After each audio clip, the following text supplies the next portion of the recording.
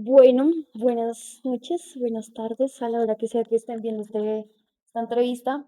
Mi nombre es Valentina. Hoy estamos entrevistando a Marian, quien es una ingeniera industrial, y estamos junto a... Mi nombre es Nigiret Ballesteros. Mi nombre es Tania Martínez. Listo, entonces, Marian, cuéntanos un poco de ti, cuéntanos tu trayectoria, cuánto llevas desempeñando tu carrera. Buenas noches, mi nombre es Marian Medina, yo tengo 26 años, soy ingeniera industrial de la Universidad del Bosque. Me gradué hace aproximadamente 5 años y digamos que desde que me gradué he desempeñado roles y cargos muy relacionados con lo que es toda la gestión de proyectos. Inicialmente estuve con proyectos de tecnología y luego ya me empecé a meter por el sector automotor. Empecé con proyectos con General Motors. Estuve trabajando básicamente con toda la consultoría de General Motors en Cono Sur y en la zona andina. Manejaba Colombia, Ecuador y Perú. Y ya luego empecé a trabajar directamente con concesionarios y ahorita estoy con temas de investigación y demás, pero con el sector automotor. Listo, entonces yo quisiera empezar la línea de las preguntas. Eh, Marian, entendemos que cuando uno inicia un proyecto eh, y llega algo nuevo, puedes tener cierta emoción. Entonces quiero que nos cuentes, en el caso de cuando recibes un nuevo proyecto, qué emoción recibes o cuál es tu primera impresión frente a esto. Bueno, pues realmente empieza la incertidumbre especialmente por trabajar con equipos que están em, de muchas edades, equipos donde hay muchos roles, hay muchos cargos y eso también puede generar un poquito de ansiedad porque tú nunca sabes con qué te vas a encontrar. Creo que esa es como la fase inicial. Sin embargo, para mí es muy emocionante también porque es poder saber que vas a entregar algo grande y que realmente pues pueda ser funcional para una organización. Bueno, dicen que el levantamiento de la información es como armar un rompecabezas. O sea, tú no sabes qué imagen vas a encontrar como al final, que esto hace parte como de las emociones, entonces queremos saber cómo, qué te genera, no sé, tensión, ansiedad. Bueno, realmente es que siento que para mí el levantamiento de información es la montaña rusa más grande porque juegas no solamente con herramientas que teóricamente existan, sino con los tiempos de las personas. Y ese para mí es uno de los retos más grandes. No es tan sencillo llegar a un área y decir, necesito que dispongas de todo tu tiempo para que estés conmigo, porque operativamente pues tampoco funciona de esa manera. Entonces para mí sería más como esa montaña rusa entre cómo me organizo en lo mío y en lo de los demás. Al inicio del proyecto entendemos que pues hay un vacío normalmente natural que se da por la información, que es como caminar con la linterna medio funcional, medio no funcional. Entonces, ¿cómo manejas la presión inicial? Es mediante cuando no tienes como claridad total del proyecto, sino en la fase sientes más como motivación o preocupación por el Bueno, hay dos palabras que yo utilizo mucho cuando estoy haciendo una implementación. Les cuento un poquito, cuando yo hago implementaciones, nosotros manejamos 6 fases completas. En la primera hacemos todo el levantamiento de información que en efecto era lo que ustedes mencionaban, luego hacemos un mapeo, luego aterrizamos ideas y le contamos a la gente qué fue lo que hicimos para poder hacer como una reconstrucción de las cosas y poder hacer ajustes. En la fase 4 nosotros documentamos y en la fase 5 hacemos esa socialización. En esas socializaciones yo utilizo dos palabras que para mí son muy importantes. Uno es la resiliencia y dos es la sinergia. Entonces, cuando yo estoy como en este punto, para mí mi palabra favorita es ser resiliente. Porque si yo caigo en el desespero y demás, pues créanme que uno a veces ni siquiera sabe por dónde empezar. Cuando nosotros hacemos esta gestión de proyectos, solemos caer en es que no entiendo porque no soy experta en eso, pero finalmente ninguno es experto en todo. Entonces creo que para mí, más allá del desespero y demás, creo que juego mucho es con la resiliencia. Bueno, Marian, hay una frase que todos conocemos y es que todo lo bueno se contagia. Cuando tú manejas un equipo, así como nos contabas, intentas transmitirle emociones a tus compañeros y a tu equipo como tal. Cuéntame si has sentido que alguno de tus compañeros o si parte de tu equipo no está de acuerdo con tus emociones o como con tal, con el proyecto que están desempeñando. Totalmente. Eso es parte del día a día porque básicamente ustedes se van a encontrar y en el momento que lo estén haciendo se van a encontrar con gente que está por fuera de la línea y por fuera del contexto y el hambre de la organización. Entonces, eso es uno de los retos también más grandes que uno puede tener, porque ustedes pueden llegar con toda la disposición, la energía de vamos a hacer esto, y hay gente que sencillamente no quiere cambiar. Y cuando nosotros gestionamos un proyecto, básicamente hacemos cambios. Entonces, eso realmente pasa todo el tiempo. Les digo que eso es parte de mi día a día. Y creo que el truco está en ser muy imparcial. Si yo llego y tú estás con toda la disposición, llego con toda la energía y si tú no tienes tanta disposición, igual tiene que estar la energía, porque si no uno cae en ese hueco de contagiarse del otro lado y pues creo que ahí se pierde un poquito el truco. Ok.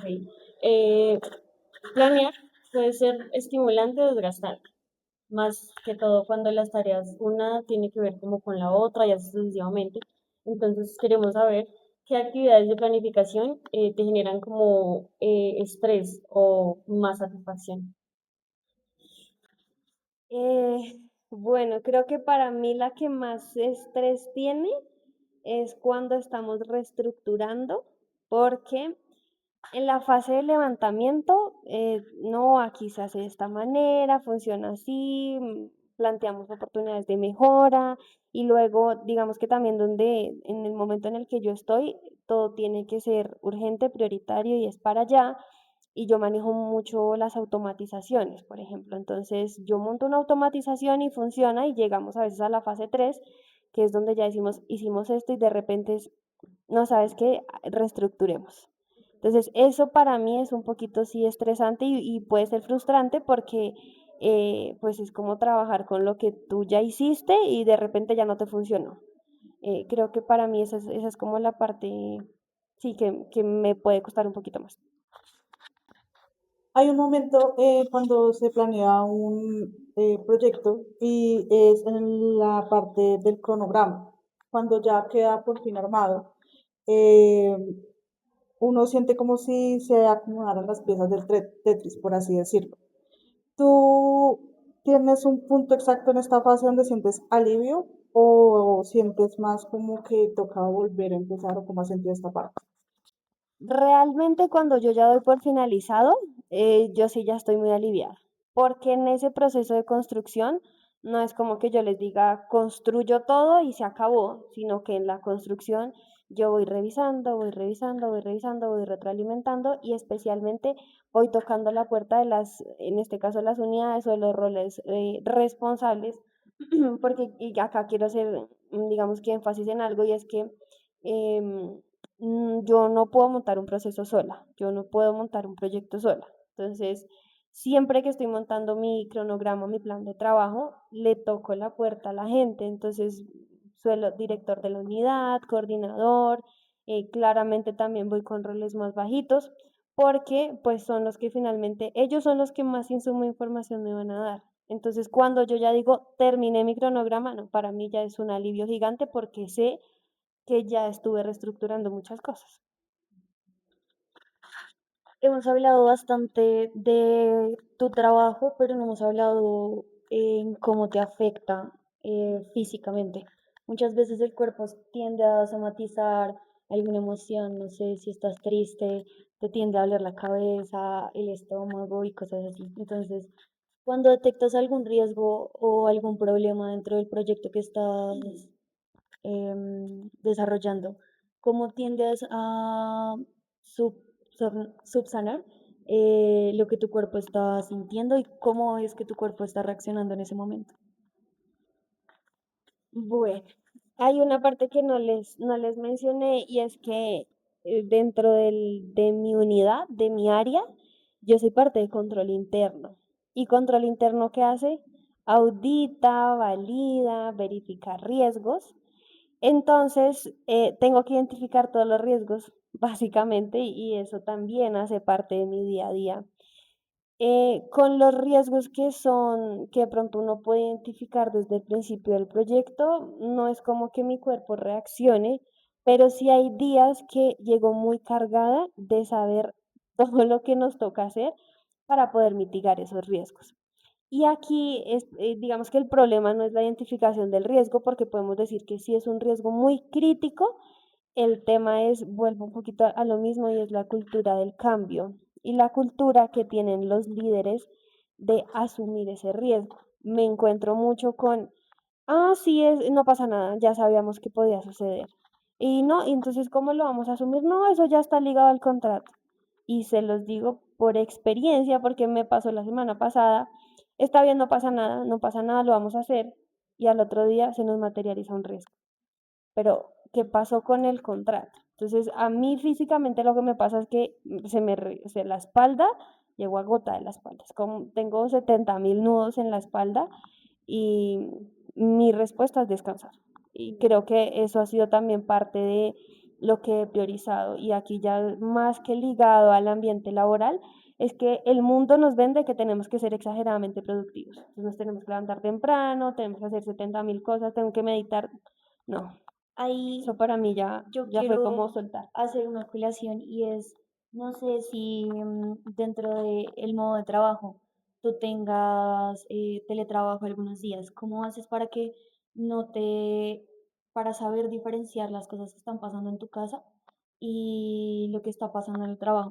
Entiendo que muchas veces uno se tiende a extender en el trabajo cuando está en la casa porque, claro, ya no me tengo que trasladar de un punto a punto y ya no me van a sacar de la oficina. Entonces, sigo trabajando, pero ¿cómo haces para poder diferenciar esos dos puntos? Realmente es que esto se adquiere es con la experiencia. Yo sí tengo un día de teletrabajo. Em, en algún punto de mi vida tuve trabajo 100% en casa y al que me escuche como experiencia personal, yo no lo recomiendo porque es básicamente eso, hacer de tu casa, de tu espacio, de tu hogar, tu lugar de trabajo, ¿sí? Em, creo que es más como ligado a la experiencia y a entender que hay una vida después del trabajo. Y esto también ya que se los dejo como experiencia de vida y como, sí, como de verdad que se lo tomen como muy, muy personal. Y es que los trabajos continúan.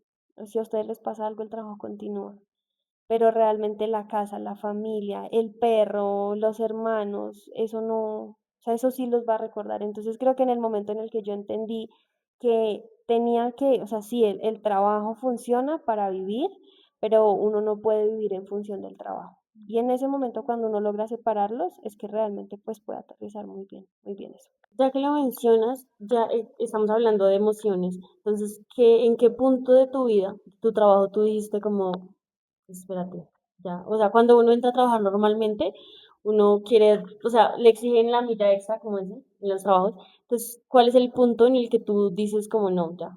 O sea, también tengo que ponerme a mí como prioridad y descansar. Bueno, ahí otra vez me voy a mi momento en el que estuve 100% en casa. No es muy fácil, como experiencia otra vez personal. Yo estaba todos los días en la casa y mi mamá también. Y yo adoro a mi mamá, pero todos los días ya es desesperante porque ella tiene su estrés laboral, yo tengo mi estrés laboral y vuelvo, insisto, la casa se nos volvió la oficina. Entonces, en el momento en el que yo tenía que estar todos los días en la casa, miren, yo llegaba el sábado y el domingo y yo no hallaba para dónde correr porque estaba desesperada. En ese momento fue que yo me empecé a priorizar porque ya, o sea, esto no puede ser el desespero. La casa tiene que ser el lugar seguro, el lugar de tranquilidad. Y como así que llega el sábado yo me tengo que volar de la casa porque estoy desesperada de estar en la casa. Y también como que tuve mucho conflicto como con mi mamá por ese tema. eh, pero ya, por eso les digo, el trabajo 100% en casa. Hay gente que lo ama, lo respeto, pero para mí no hay nada mejor que un balance. O sea, como separado. Sí, Tener separado el trabajo de la casa, la vida sí, personal. 100%. Y de hecho también como tener el espacio físico en la casa de solamente el trabajo. Les pasa mucho, yo creo que ustedes lo han visto en redes sociales de me acabo de levantar y cojo el computador y ya estoy trabajando en la cama. No, o sea, de verdad que no, no es algo que yo No es recomiendo. sano, o sea, siento que no es sano. Cero, cero. Bueno, para a este punto vamos a hacer como ya lo que siempre es al cierre de cada proyecto. Y no sé qué te pasa por la cabeza cuando ya sientes que ya está por terminar. O sea, qué se te pasa por la cabeza. ¿Qué sientes? Pues decirles que siempre es un sentimiento, sería mentirles porque eso es muy relativo con el proyecto o con la unidad en la que uno esté. Si ustedes, bueno, a experiencia personal, si yo estoy en un proyecto donde la gente realmente tiene esa disposición al cambio, donde la gente está comprometida, o sea, si es como ese sentimiento, o sea, se acabó, lástima porque de pronto ya uno deja de ver a algunas personas, uno le coge cariño a esos procesos. Entonces ahí es como de, sí, como de la tranquilidad de lo entregué, sé que está bien, y uno se va como con esa emoción, como con esa nostalgia. Pero también tengo proyectos donde digo, Dios mío, gracias que terminé, los quiero ver en un buen tiempo, porque la gente suele ser un poco compleja. Entonces no está a la misma disposición. Sé que en algunos proyectos que uno finaliza, es como, voy a descansar de ustedes 2 semanas, pero en 3 semanas tengo que volver, porque como ya los conozco, entonces ya sé que nos toca volver a hacer como esos reajustes de mejora, de reestructuración, de seguimiento. El seguimiento en los proyectos es sumamente importante, entonces sí finaliza, pero realmente hay una etapa, que era de las etapas que yo les decía, la etapa 6 donde yo voy al tiempo y digo, vengan, ¿cómo están en esto? Evalúo que nuestros flujos se hayan sido implementados, los protocolos, los procedimientos, que a veces documentalmente es muy aburridor y la gente lo toma como otra vez el procedimiento, pero créanme que es como la verdadera estructura de todo. ¿Cómo sobrellevas a la gente que manejas? O sea, como tú dices, hay personas que definitivamente no quieren y les aburre y qué pereza hacer esto. Entonces tú, o sea, ¿en qué te afecta a ti? ¿Cómo lo ves tú? ¿Cómo lo sientes tú? Que las personas lleguen como sin ganas a cumplir algo que tú tienes. O sea, es tu obligación y es lo que amas hacer. Igual tú tienes que entregar. Bueno, aquí va lo mismo, no hay como una sola manera de manejarlos. em, Justo por lo mismo, porque todo el mundo es muy diferente. Yo trato de ser muy calmada, yo siempre soy muy amable, pero también todos tenemos un límite. Jamás el límite de la explosión ni de tratar mal, no, nunca. Yo siempre trato de ser como del tacto, de ven, te ayudo, miremos por un lado, pero ya cuando la gente de pronto se pone grosera o de pronto ya la gente definitivamente es eso, no, no quiero trabajar y no lo quiero hacer, pues ya creo que los términos son otros. Entonces ya no llegó como con la misma sonrisa. eh, sí llegó, es decir, como muy imparcial, lo que les decía en un principio, pero ya llegó es como más pidiendo resultados. Ya no es la misma disposición de ven, te ayudo desde ceros, sino ya necesito que por favor me compartas porque llevo insistiéndote mucho tiempo, pero sin tratar, o sea, como que yo trato de cuidar mucho como los sentimientos de la gente, porque yo digo, hay días que uno está estresado, que tiene temas en la casa y de repente tú estás hasta aquí en la casa y llega una persona y te pide todo para allá y explotas. Entonces, es como el balance, pero también, no sé cómo decirlo sin que sea tan coloquial, es como sin dejársela montar. Desde tu experiencia, ¿cuál dices que puede ser una característica de un buen líder? O sea, que debe tener un buen líder. Uy, un buen líder tiene que ser muy empático, em, y no rozar la jefatura. Porque ustedes van a escuchar el jefe, el director, el coordinador, pero van a encontrar muchos jefes. Y para mí un muy buen líder tiene que ser una persona con mucha empatía. porque y más en un entorno en el que es demasiado cambiante. Ya la gente, y me sumo, uno ya no se aguanta lo mismo que se aguantaban hace 40 años y el maltrato, entonces sí tiene que jugar mucho la empatía y entender que todos somos pues seres muy diferentes, que trabajamos a diferentes ritmos, pero que finalmente estamos buscando un mismo objetivo. Entonces para mí, empatía en un principio. Ok, hablando de eso, en cuanto a reconocimientos, hay algunas personas que con un gracias están bien, pero hay otras personas que sí necesitan ver un impacto, no sé, como un nombramiento, un premio o algo que de verdad se note. Para ti, ¿cuál es ese reconocimiento que tú esperas después de haber finalizado un proyecto que haya generado un impacto? Bueno, emocionalmente y con la gente yo sí prefiero el gracias, pero no el gracias de, mejor dicho, idolatrar, sino el gracias de sentir que realmente uno aportó algo. Encuentro muchos procesos que son exageradamente manuales, mecánicos, y yo llego y es como, bueno, pues podemos hacer algo con algún flujo de Power Automate, podemos automatizar esto y nos queda muy chévere. Entonces es como esa satisfacción de la gente decir, de verdad, gracias porque en serio nos ayudaste. Eso para mí es súper gratificante.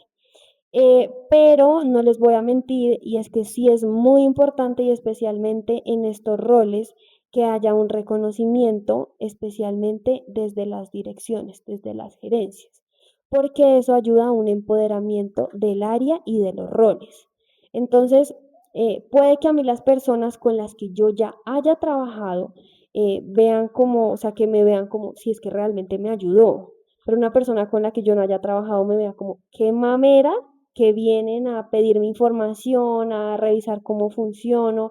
Entonces, si no existe ese empoderamiento desde las gerencias, desde las direcciones, de reconocer el trabajo, entonces pues realmente va a ser un poquito más complicado a futuro. Entonces, si les soy honesta, por eso les digo emocionalmente, pues el gracias está súper bien y sobre todo el ver que realmente está funcionando lo que uno hizo. Pero a nivel estratégico sí es muy importante que exista ese reconocimiento. Ya para ir finalizando, muchos profesionales cuentan que después de cerrar como un proyecto grande, aparece una sensación rara, como ¿y ahora qué? O como nostalgia. ¿Te ha pasado alguna vez? Sí, por supuesto, y pasa no solamente como en la definición de tareas o de actividades o proyectos muy pequeños, sino incluso con los trabajos. Si ustedes cierran un trabajo, dejan un trabajo atrás por crecimiento, por las razones que sean, y hay nostalgia porque somos humanos y porque hay historias y hay personas detrás de eso, pero especialmente sí creo que hay mucha nostalgia y agradecimiento. em, es un revolcón de emociones realmente. Bueno, Marian, yo creo que hemos aprendido mucho de ti hoy y en serio, mil y mil gracias por sentarte y tomarte el tiempo de darnos tu conocimiento, de hablarnos un poco de ti. No sé si quieras darnos unas palabras como, pues mira, nosotros somos estudiantes de administración de empresas, entonces, como, Un consejo, o sea, ¿a qué? ¿qué consejo nos darías para nuestro futuro, ya que estamos como en la finalización de Sí, nuestro ya. proceso? Por decir nuestro proyecto, estamos finalizando. Genuinamente, Sí, sí, lo que quieras genuinamente. decirnos. Sí. Te sabía de corazón. Bueno, em, hay algo que yo he aprendido y que se lo refuerzo mucho a mis amigas, y es que los trabajos van y vienen. Ustedes van a encontrar 1000 trabajos, van a encontrar 1000 pagos, condiciones, pero lo que ustedes son como personas, como novias, familia, hijas, lo que sea, eso realmente es lo que a ustedes les va a perdurar. Entonces, el día que ya ustedes estén en un entorno laboral, ustedes tienen que trabajar para vivir y no vivir para trabajar. Porque entonces cuando se cruza esa línea es cuando ustedes ya pierden esa tranquilidad y el trabajo se vuelve agotador. Yo siempre repito que si ustedes se levantan un lunes a trabajar y dicen estoy mamado de esto y qué mamera ir, y el martes y el miércoles y se vuelve tan repetitivo, yo les digo, cambien, hagan algo por cambiar. que claramente uno no puede tomar la decisión tan agresiva de decir dejo todo botado porque pues también tenemos unas vidas que finalmente nosotros trabajamos por dinero. Eso es la verdad.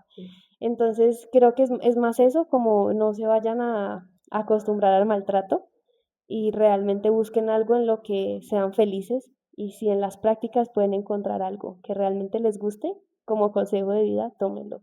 No vayan a tomar una práctica que realmente no sea su pasión, porque infortunadamente la experiencia que ustedes hagan ahí ya va a ser lo que les encamine. Entonces, si ustedes ahorita, no sé, quieren mercadeo y ustedes se van a gestión de proyectos, no esperen que la siguiente experiencia sea mercadeo. Puede que les pase, claramente, pero si ahorita ustedes se pueden encaminar, háganlo. Esos son mis consejos Marian, muchas gracias por tu tiempo. a ustedes. ¡Ay, qué felicidad! Sí, estamos grabando.